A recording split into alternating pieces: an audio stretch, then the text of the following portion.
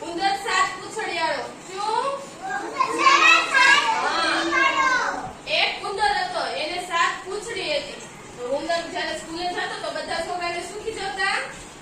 ઉંદર સાત પૂંછડિયાળો, ઉંદર સાત પૂંછડિયાળો. તો ઈ રોવા મળ્યો અને એની મમ્મી પાસે આવીને કહે કે મમ્મી મને બધા સ્કૂલે ખીજવે છે કે ઉંદર સાત પૂંછડિયાળો. તેની મમ્મી એને સલાહ આપી કે તું વાળંદ પાસે જઈને એક પૂંછડી કપાવી નાખો.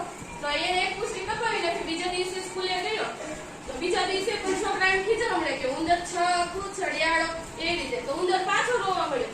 તો એ પાછો ઘરે જઈને પાછો વાળંદ પાસે દરરોજ એક એક પૂંછડી કપાવતો ગયો.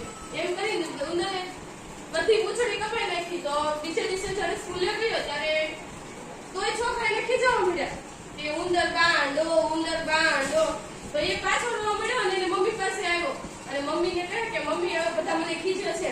આજ મને એને મમ્મીને કહે કે મમ્મી આજ મને ખબર પડી કે ગમે ખીજવે પણ આપણે ચીડાવવું નહીં કોઈ